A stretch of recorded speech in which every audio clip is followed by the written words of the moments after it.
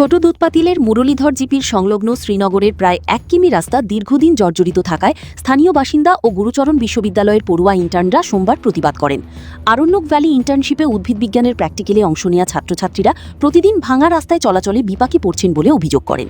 স্থানীয়দের বলা, গত প্রায় 40 বছর ধরে রাস্তাটির কোনো স্থায়ী সংস্কার হয়নি। একবার পঞ্চায়েতের জব কার্ডে সামান্য কাজ করা হয়েছে। ভাঙাচোরা পথ ও রাতের আলো না থাকায় মোটরসাইকেল ও পথচারীদের জন্য ঝুঁকি বেড়ে গেছে। ছাত্রছাত্রীরা ও অসুস্থরা পড়ে গেলে আঘাত পাওয়ার ঘটনাও ঘটছে। অঞ্জলি সরকার বলেন, রাস্তাটি সাতালটিলা, উরাংটিলা ও চোলতাকান্দি হয়ে উদারবন্দ বাইপাসের সঙ্গে যুক্ত থাকায় এটি একটি গুরুত্বপূর্ণ সংযোগ পথ। মেরামত হলে চলাচল ও ব্যবসায় উন্নতি হবে। দুর্ভাগ্যবশত সংসদ সদস্য পরিমল শুক্লবৈদ্যকে আবেদন সত্ত্বেও এখনও কাজ শুরু হয়নি। প্রতিবাদে উপস্থিতরা রুকন খান, অজয় সরকার, বিকাশ দাস, বিজয় অধিকারী, শুভদীপ বৈদ্য, করুণাকান্তি দাস, শেবুল আহমেদ, অমৃতেশ্বর চন্দ্র ও অন্যান্য বিধায়ক কিশোরনাথ ও প্রশাসনের কাছে দ্রুত স্থায়ী নির্মাণ, রাত্রিকালীন আলোকসজ্জা ও জরুরি মেরামতের দাবি জানান।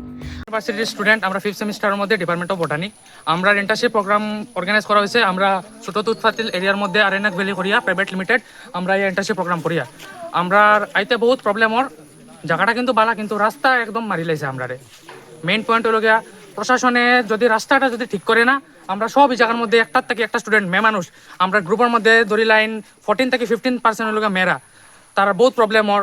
রাস্তাত আইতে সময় আজকে 3 জনের অ্যাক্সিডেন্ট হয়েছে। আমি নিজে আজকে বাইক লইয়া আমি গাতার মধ্যে ঢুকছি।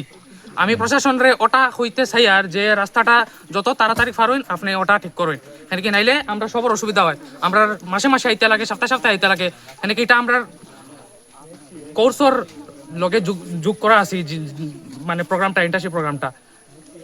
Thank you.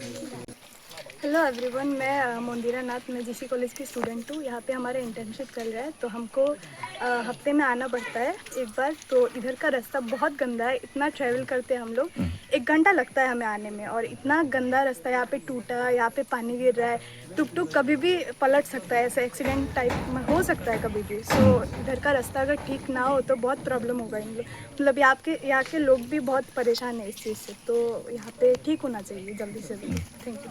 আমার বাসা হলো শ্রীনগর। আমার নাম অঞ্জলি সরকার।